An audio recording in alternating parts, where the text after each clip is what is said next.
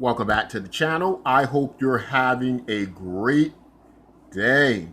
So today I want to talk about something that might be found to be controversial by many of our Star Wars, to many of our Star Wars fans, and that is the Star Wars, the Acolyte.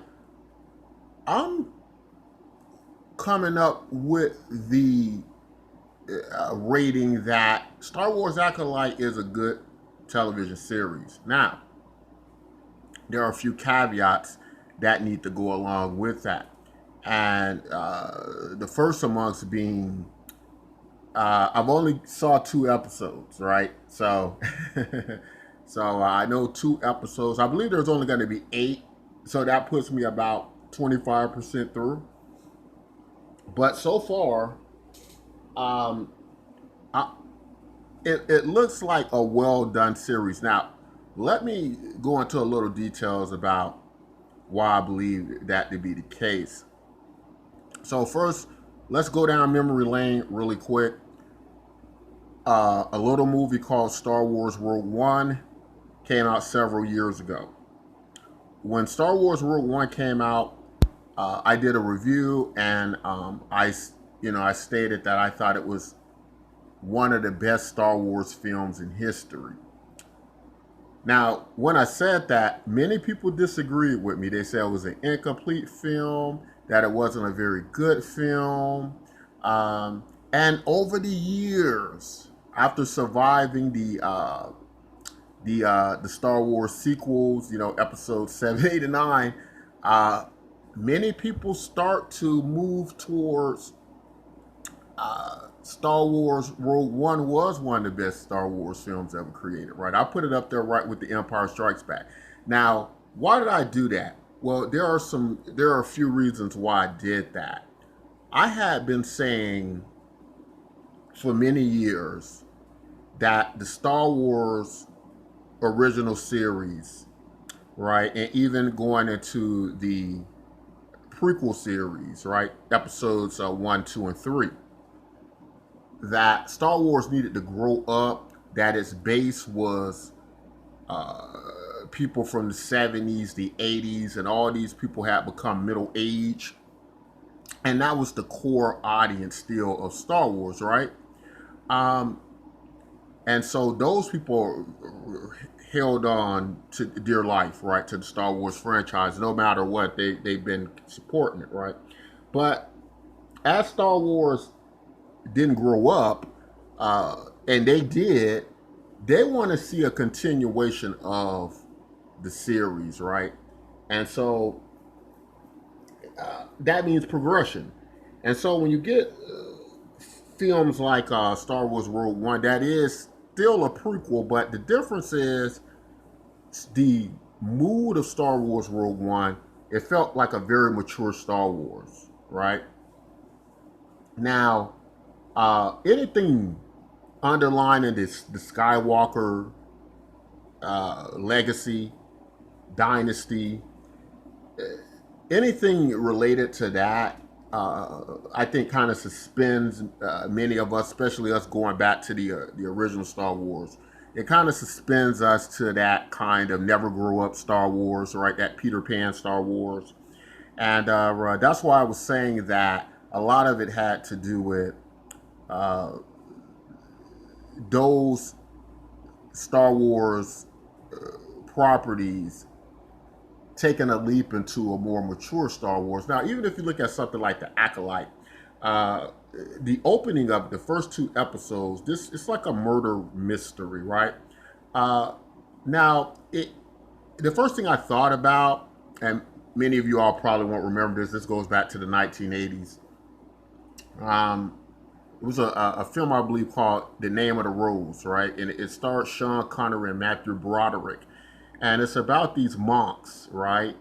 Interesting enough, in the Star Wars world, these are basically like warrior monks, but these were detectives, basically, with the church, right? Monks that were investigating a series of monks being murdered, right? So it's almost like Star Wars Acolyte. That was a great film, But it's almost like Star Wars Acolytes. The creators borrowed from that. They may have seen that film. I don't know, but it took me back to that, and it certainly I certainly like the direction that Star Wars Acolyte was going in. Right, with that. Right, I thought that was a good idea, basically.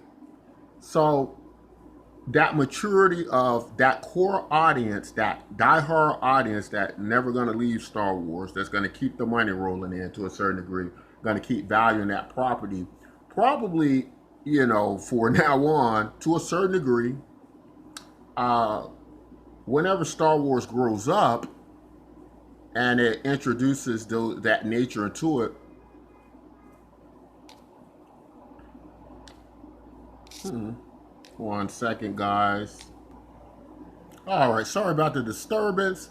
Um, but as I was saying, Star Wars Acolyte seems to fit with that more mature uh, growth of Star Wars that I think many of the original generation was looking for. Now, again, keep in mind, I'm speaking from only watching the first two episodes. Now, here's the issue, though, with Star Wars Acolyte, um, or so much so the Rotten Tomatoes score, right? So if we look at the Rotten Tomatoes score, the critics gave it 85%, fairly on par with my idea of the series so far. Only again, remember through the first two episodes, right? 85%. Now the average audience score is 13%. Now look at the disparity between those two numbers. And here's my issue with this entire thing, right? Uh, a difference that much between there's one thing when the critics disagree and your average audience disagrees. We know that, and that does happen. The issue though is when these scores are this far apart, 13%, I'm forced to believe it's due to political reasons, right? This isn't just a any longer a disagreement between uh, the critics score. This is now something being propelled through some type of political idea, and my problem with that is that when we're reviewing something or we're critically addressing a property, if if there are elements of that property that are good, I think it's a good idea to review it for what it's worth, just the material itself. The problem is, I'm thinking now that it's become more of an influence situation where politically motivated people are steering the idea about these properties, right? And we're going to look at a few more and talk about why exactly I think that is. Okay, taking a look at The Boys. Now, many of us who watch The Boys would agree that The Boys is a pretty darn good series.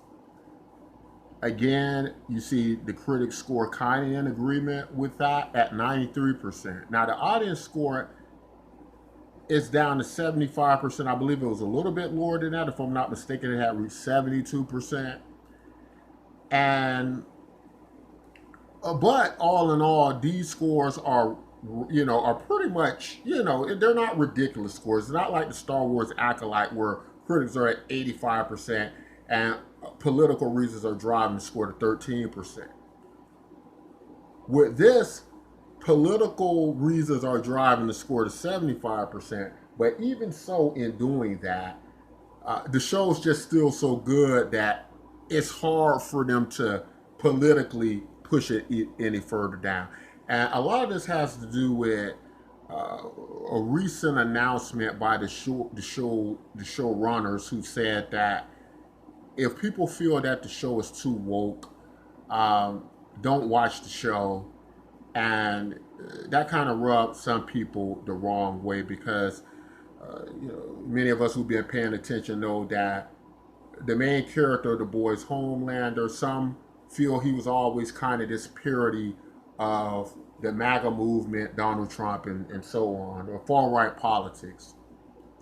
And to be fair, though, uh, I think the boys was always like that. Like I don't think there was ever a season where it wasn't like these big parodies of Homelander in relation to far right politics. I mean, if you go back a couple of seasons, Homelander was getting along with Nazis. He was involved with a Nazi.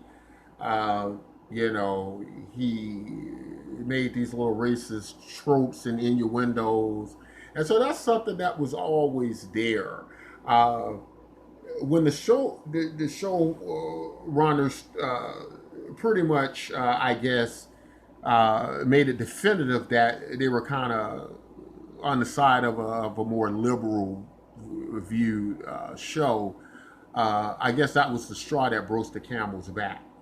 Uh, my issue with that is that I don't think the boys ever strayed from pretty much what it started as. Now, some people are saying now they're getting hit over the head with, with home, with these parodies of Homelander, the Donald Trump and such, and MAGA movement and far right politics.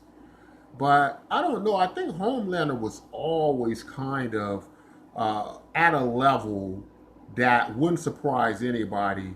In other words, I guess the point I'm making, his character was very much in line, uh, with this, and whatever extremes that the complaints have been about the show. I think it's very much in Homelander's character to be that way. So I don't think at all that was the reason that that the show score dropped. I do think that it was some tipping point politically where it just felt that way. Um, I believe that when you're reviewing something, you should review it just on the material and the character of the show. And uh, both of these shows, I think, story wise, acting wise, are pretty good shows. Again, I have to be very careful with the Acolyte because the first few episodes in, but even the plot and the storyline of the Acolyte, it seems pretty darn good to me. Now, as I get further along through the series, I may change my mind about that. It might do become more kiddie to some of the less mature elements, I think, of Star Wars not growing up. And me believing that's what the base core audience wants to see, right? If you follow what I'm saying. But all in all, even if you believe that these shows are too woke and that it's destroying these properties, and in some sense, with what's been going on with Disney Marvel, I can agree with what some people are saying, but just not in these particular shows. I think the elements of these shows were just pretty good on their own, but I think there's been a political movement, despite the quality of the shows, to reduce the show, right? To reduce the show down, and I don't think that's fair artistic wise. I don't think that is very professional artistic wise, and in these particular cases, I do agree with the critic scores, right? And many times I have agreed with the critic scores. Most of the time I probably do agree with the critic scores. It's probably been less times I disagree with the critic scores to the audience scores. There's only been a few movies where I've went, the critic score is nowhere in relation to the audience score, right? So it's not a natural thing. As we conclude, let me just bring up House of the Dragon and just speak in general about critic scores versus audience scores and where we stand and all that.